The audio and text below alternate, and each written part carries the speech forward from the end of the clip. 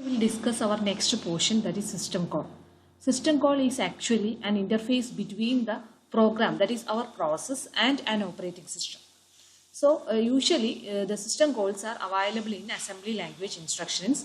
We can use high level language also for calling our system calls. It is actually a programmatic method when a computer requests a service from the operating system. So in order to get the different services of operating system, that is device management services or other services like memory management or memory allocation or file operations. So all these tasks we need system calls. Why we are separating the system call as a separate entity as that there are actually two modes of operation for a user program. That is, there is a user mode and a kernel mode.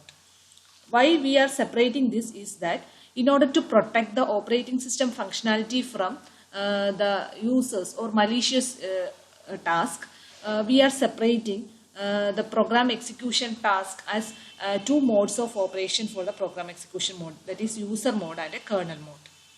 From the user mode, we cannot directly access the operating system resources, hardware resources. So from only using that system call, we can access the resources.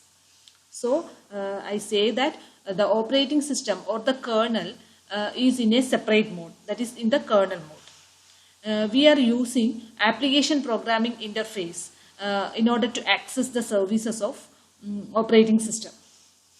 So we can say that the system calls are the entry points for these operating system services. So through system call, we are getting the services of operating system to the user programs. Okay. So next we will see what about the working of a user process. For example, if a user process is working, it need some input output request for getting some data from a keyboard or anything like that. So for that it uses a system call.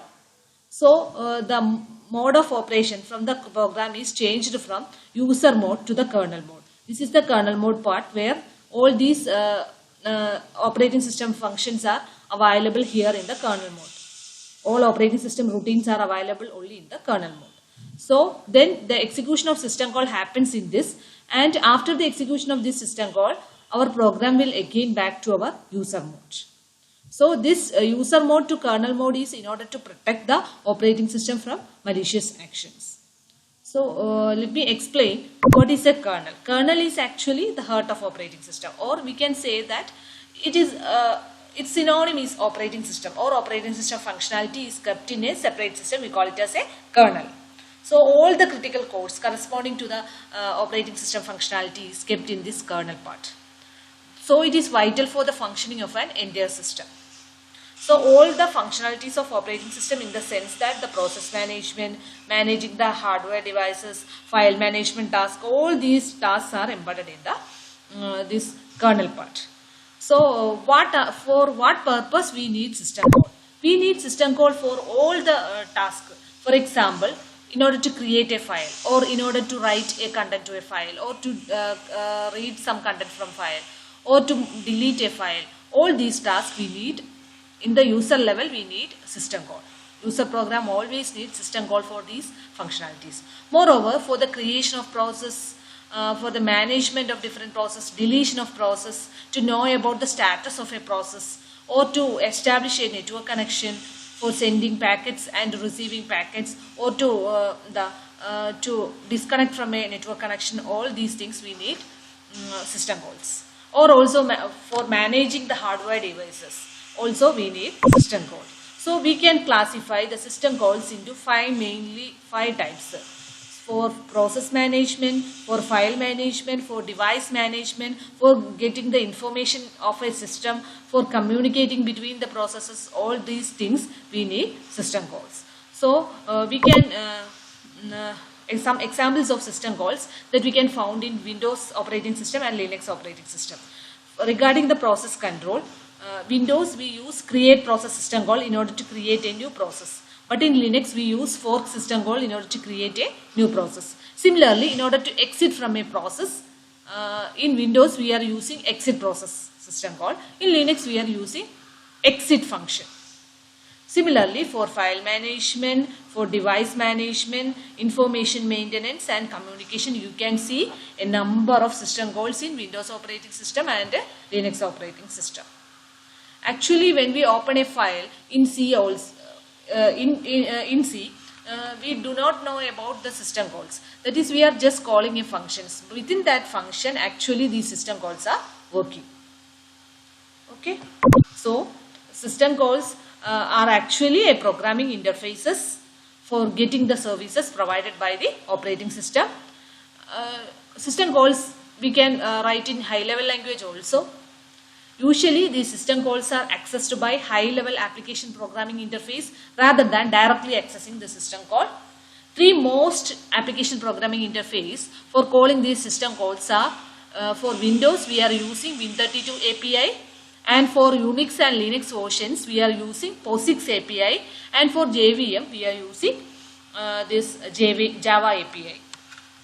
Next, I will explain an example for a system call sequence in order to copy a content of one file to another file. That is, we are copying a content of x.txt file to y.txt file. So, we want to copy the content of x.txt to y.txt. When we write a program, actually behind that program, a number of system call sequences happens behind. For example, when we try to copy this, first we have to acquire the input file name from the user. For that we need a system call. Then in order to write prompt to appear on a screen, we need a system call. For accepting that input file name, we need another system call. For accepting the output file name, we need another system call. To see the output file name to the screen, we need a write prompt. For that we need a system call. In order to accept that output file name input, also we need a system call. So in this task we just read the input file name and we just read the output file name. For these two tasks we need totally 6 system calls are there. So after that we have to open the file in order to copy the content from source file to the destination file. For that also we need a system call. If that the file doesn't exist, then we need another system call to abort that operations. Okay. So in order to write to an output destination file, if that file is not existing, then we have to create that output file. For that we need another system call. If a file exists, then we need not create a system call. So that thing also we have a system call. Moreover, to copy the content one by one, we need a number of system calls through a looping. That is, we first read a character from the input file, then we have to write it to the output file. So there is a number of system calls in order to copy the content from source file to the destination file. After that operation is completed, then we have to close the output file name. So also, for that also we need a system call.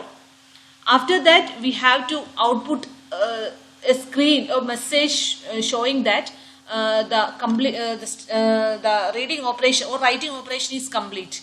So for that we need a system call, and in order to complete that entire program normally we need system call.